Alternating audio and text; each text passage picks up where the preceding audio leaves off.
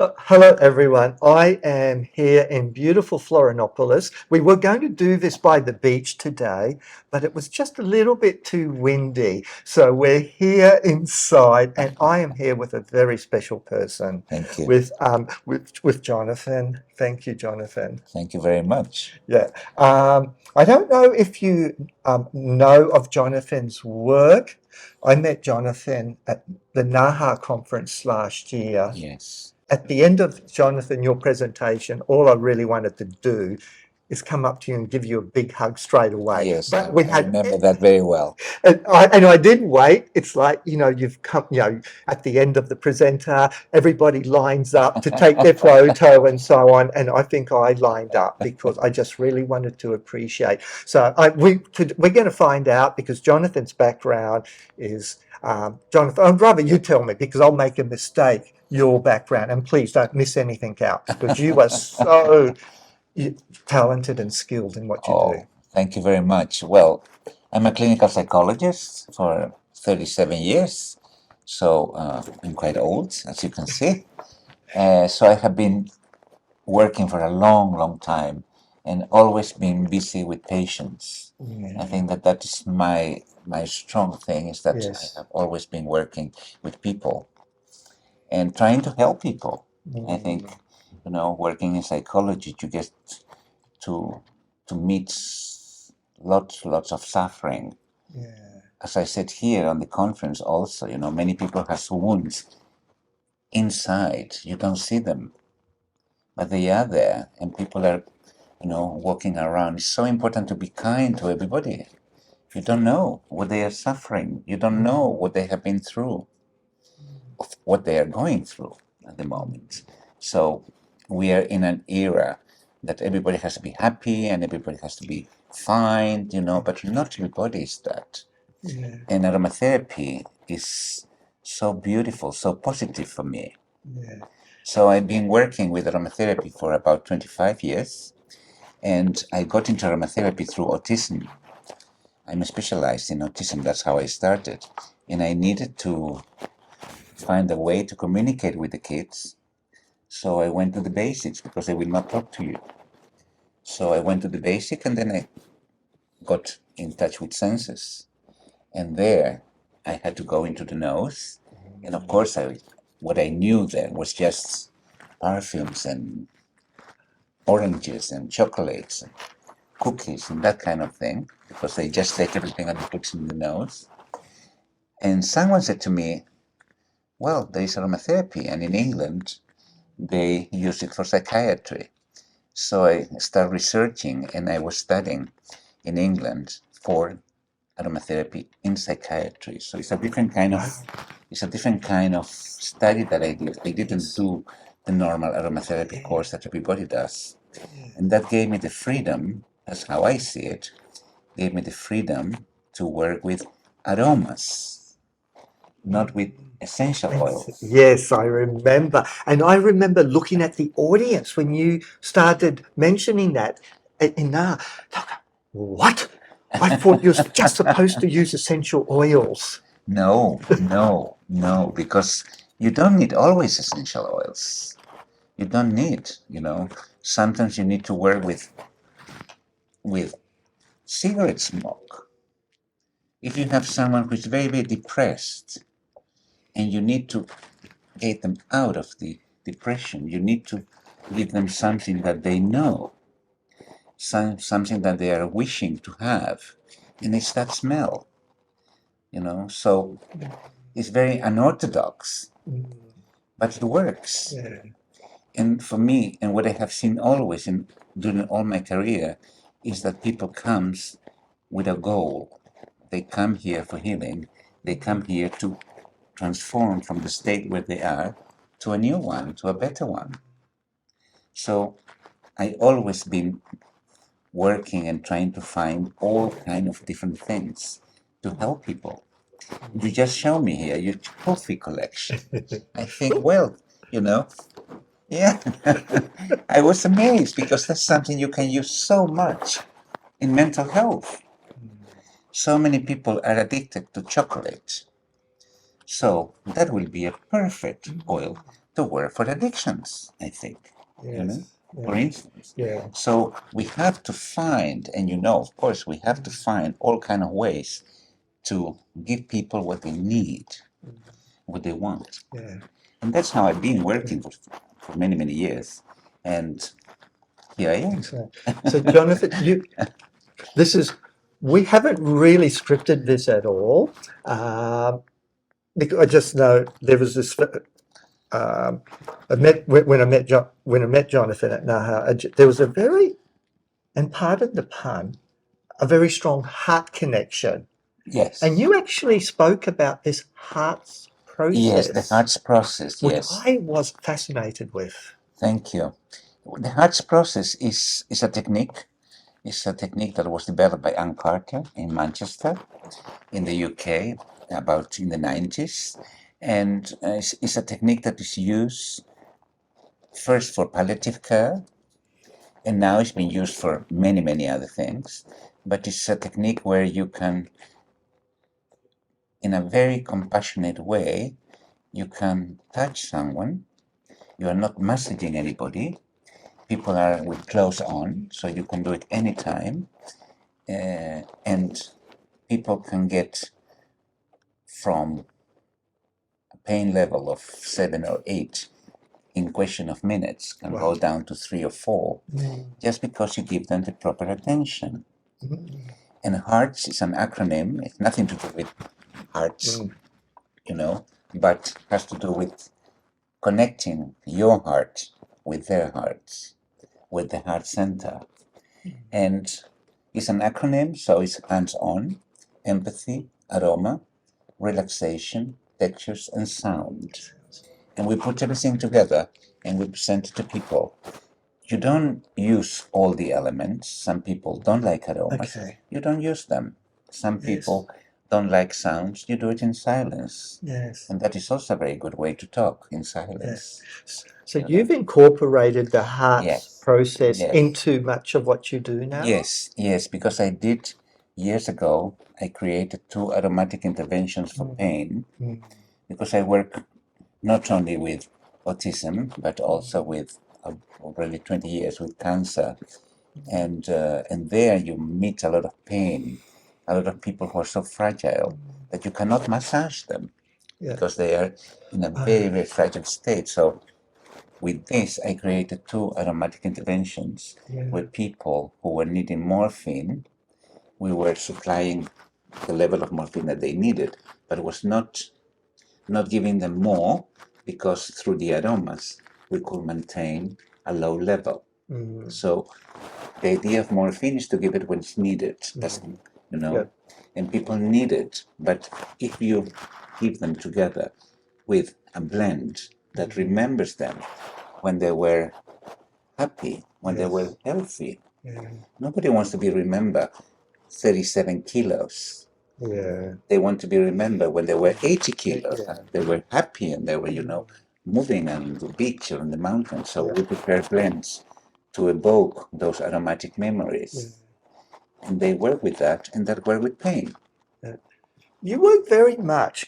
I just want to understand, when you work with essential oils, you're primarily working via the olfactory pathways? Yes.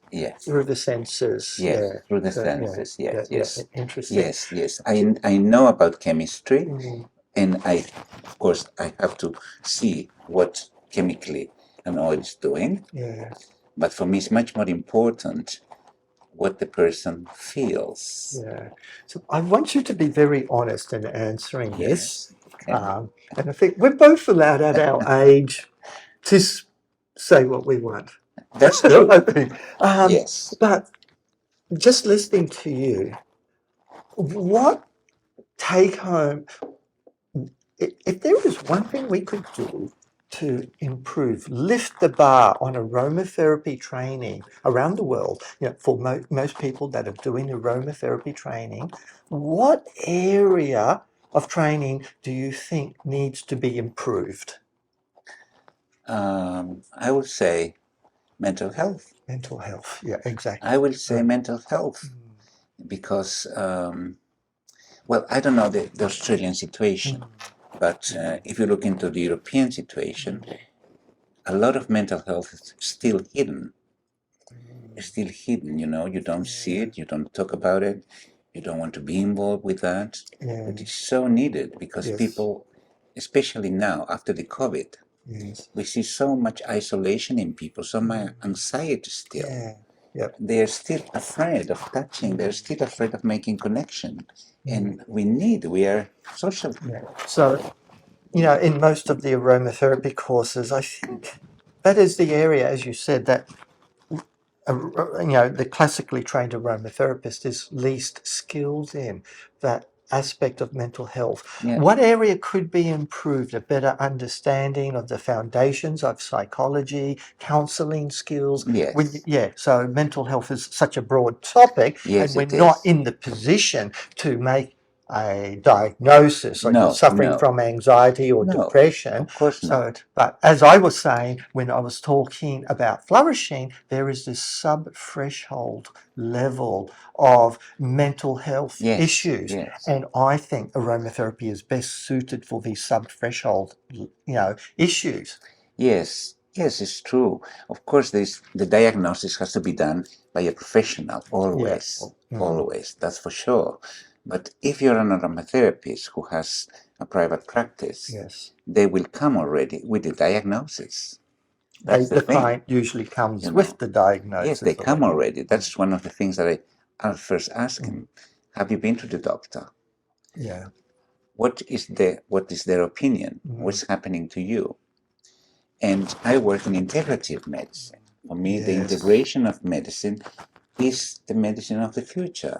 Yes, exactly. I really believe, I mean, aromatherapy for me has never been alternative. Yeah. It is complementary. Exactly. And if we work together, Mm. then it's fantastic. Yeah. Then it's fantastic Yeah. because you give people what they're waiting for, and you're supporting the whole pharmacological intervention with something that is non-pharmacological as aromatherapy, because for me it's non-pharmacological, because Now I that, dilute the oils very much. So it's for me it's non-pharmacological. yeah. You see, I will more probably, emotional. I'm going to probably, I won't dispute that, and we won't get into this argument now about that. Even via the olfactory pathway, some studies have actually shown that, of course, the Yes. molecules work via the olfactory neurons, Yes, of course and it so does. that's Of course considered the it does. non-pharmacological. But many of the terpene compounds can actually cross the blood-brain barrier, Yes. even when it's so diluted. And they believe that that could be enough to modulate the neurotransmitters in the brain. Yes, definitely, definitely. I mean, if you work with essential oils that are mimicking, in a way, the work of antidepressiva and neurotransmitters in a massage, well, that helps someone so much. Because the problem with antidepressiva, for instance, is that people stop taking them because they feel that it's not working. Yeah. And if you support it with aromatherapy, then you have the whole, the whole therapy. Jonathan, you work at the front line. You've worked with people in palliative care. You work with people with autism. So you're dealing with a lot more critical cases than the average aromatherapist would do. That's true. And this is where your book was beautiful. Your presentation on the heart's process that you did last year at NAHA really touched me because it helped me so much. Thank you. Deal with my mum who is suffering with Alzheimer's at the moment, and all it did, it changed my perspective of how to communicate, how to engage with my mum, and I really feel that our relationship has improved. Fantastic! I'm so glad to hear that. So that's why it was so very heartfelt for me. It brings me on to something else. Brazil. Oh yeah. Oh my God. Here we are. Look, apart Here from we are. here we are. And look, I wish we will had a fantastic backdrop, and it's a bit windy, and you can't see the ocean. The ocean is just around the Yes. round in, behind this And curtain. this is water, it's not caipirinha. But I've never been to Brazil. And I don't know. I mean, the people are so heartfelt. I've never Yes, seen so yes, people that are so kind and yes, generous. yes, You know, just in every aspect. I've kind of fitted in a little bit. Some people thought you act like a Brazilian, and maybe it's a little bit of my Italian background. But I want to probably. talk not so much of Brazil. We're not here to do a travel show on Brazil, but it's a really cool spot to be, and Yes, the people are yes, amazing. The food's amazing. yes, Um, but I'm here to talk about aromatherapy because I came here from Australia quite naive. Now, Jonathan didn't. Jonathan's been here yes, before, done workshops and everything. I was so surprised at the level of exactly. professionalism and passion. Where you probably have a better insight into the aromatherapy scene here in Brazil. Everybody I was talking to has a background in doctor, pharmacologist, botany, biology, physiology. Where Yes, did this connection yes, come? yes. I think aromatherapy in Brazil is fantastic. Fantastic. It's really fantastic the way they have been dealing with aromatherapy in a very, very professional and serious way. And I think Brazil is one of the few countries where really you see medical doctors together with all kind of professionals working together with essential oils, you know. And in my field, psychiatry, psychology, in Sao Paulo, that is the biggest hospital in Latin America, I saw things that I was like, my goodness. You know, we went last year to the psychiatry hospital and working with children. Then they took me to the children ward, and there we were seeing the children in the beds, you know, completely covered up, as we all see it in all the hospitals in the world. But here was something different. The mothers were there too. And the mothers have the possibility, if they want, and most of them want, as I heard, they can stay with the children and live with them in the hospital. So they are there, I don't know, 3 months, 6 months, whatever it is. And not only that, but then they took us to a room where there were 3 or 4 mothers who were being massaged on the hands, The hand massage, mothers. the Yeah, the mothers, mothers. by 4 aromatherapists Yes. working in the hospital. And they were connecting with the mother. They were giving them what they need. They give them the care, love.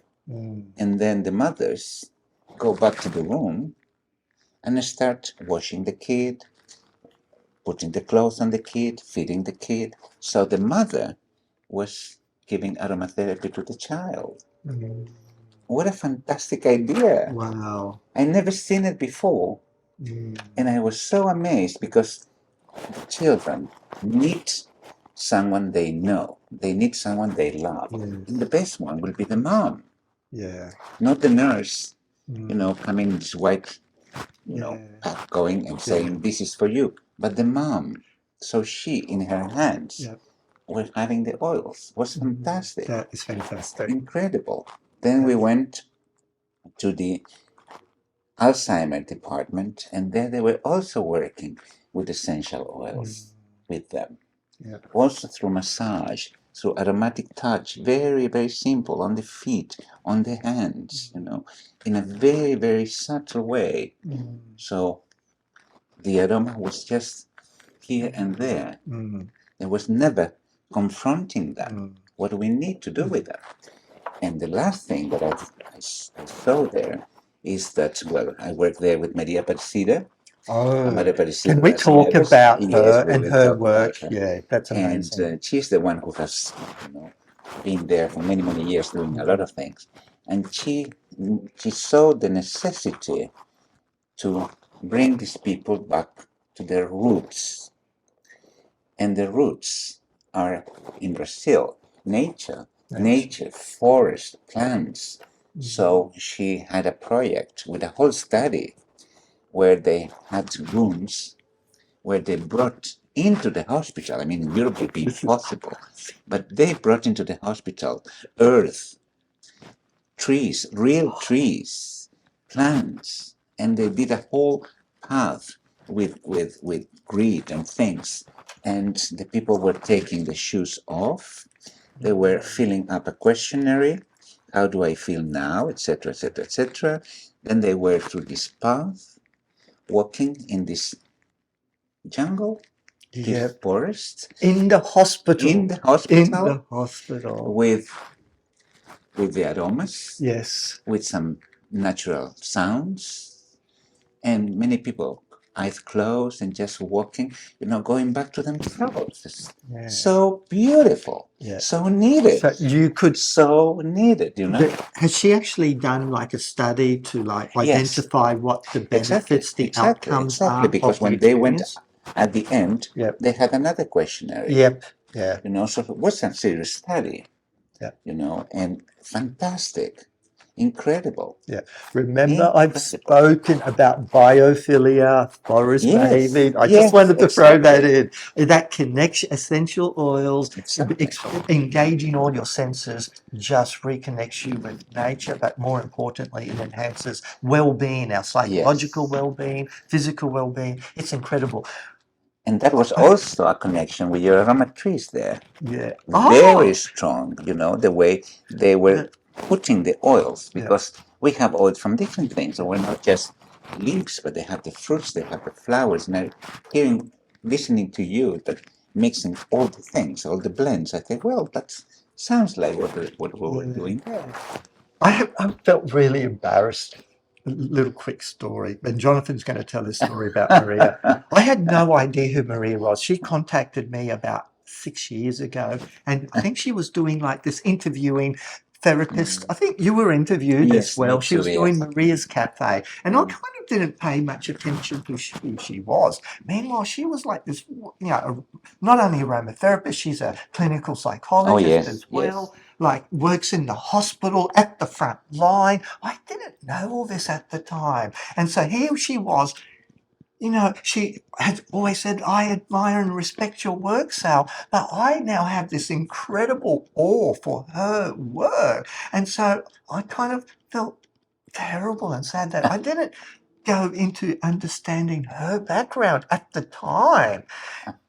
But Jonathan's got this beautiful story because Jonathan was so impressed with her work that you suggested that she should share this with the world. And can you tell us about this award she's been given? Yes, because she is now the recipient of the Gatfosse Foundation prize. That Gatfosse Foundation is a French foundation from the family of René Maurice Gatfosse, and they promote the work of aromatherapy within the hospital environments.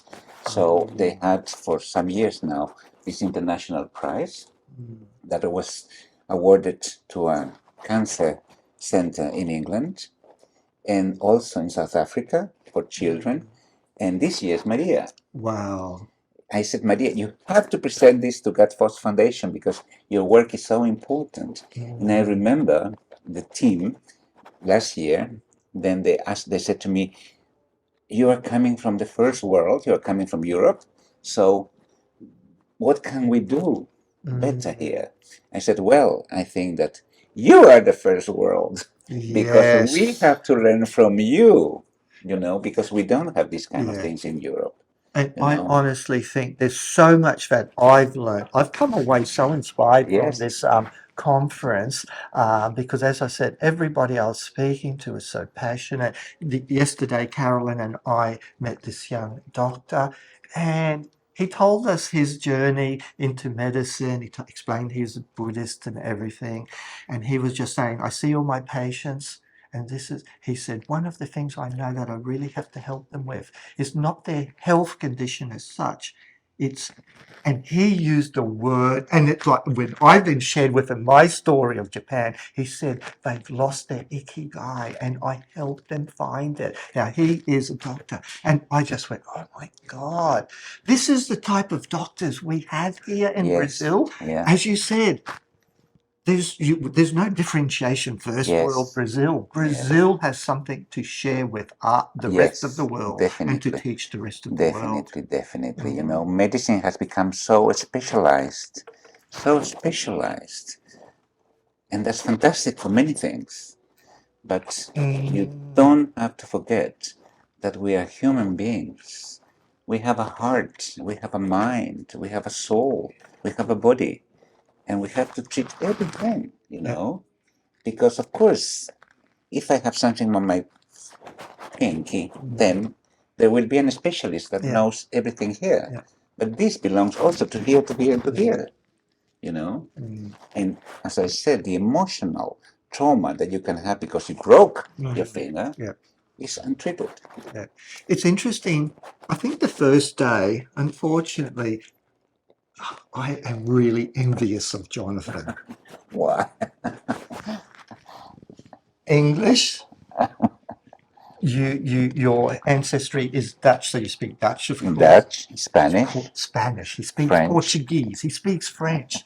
Italian. I struggle to speak English, I think, sometimes. He speaks Italian. His Italian's probably better than mine. No. So I think he speaks about 7 or 8 languages. Yes, that's true, yeah. I just don't know how a brain could function. I think my brain would explode if I had to try to speak 7 languages. But look, my point, sorry, I've got distracted. But my point, I did get distracted. But the first day was predominantly, it was something you mentioned, I think a lot of the presentations were about pain. Yes. Yeah, that's interesting. And yours was at the end of the first day also about pain. Yes. Everything was about pain. And they were really, I think that was the first day. You know, what do you do with pain? What do you do with your pain? Seeing in different ways. So in the more traditional to the more unconventional. And then I think at the end, I just try to integrate it. Yeah, and it's beautiful because you did say, you know, and you're excited that you're seeing this more integrative practice. Yes. But what I feel is in many other countries, it struggles. And that integrative practice is still highly controlled by the powers that be at the top. You know, but here, that whole integrative approach seems to happen more naturally. Am I right in believing Yes, it that? is more naturally, I think, because of course here people being more connected to nature, they have this natural background of using herbs and using leaves, you know, for teas and that kind of thing. So they have that. We don't have that. At least, I mean, in the Netherlands, we don't have that as strong as here it is. Yeah, there was a real sense of working together, no matter what background you came from. That's what I really felt here in Brazil. Yes, and that's something so important because in integrative medicine, the first element that works is called respect, you know. And if I'm dealing with someone with cancer, I don't know what the oncologists know, but the oncologist does not know what I know. But if we put it together in the benefit of the person, we can achieve great things. Yes. That's the way of working for me, I think. I see it really as not a future. You know, the integration, because it's the only way. The person who comes with breast cancer is a lady who does yoga. And he's not going to stop doing yoga. So we have to bring yoga into the hospital. And we do now. Because we want to see the effect, and I have many studies about, you know, what happened with yoga, with people who does it and people who don't, in the same kind of cancer. And you see that the processes are very different.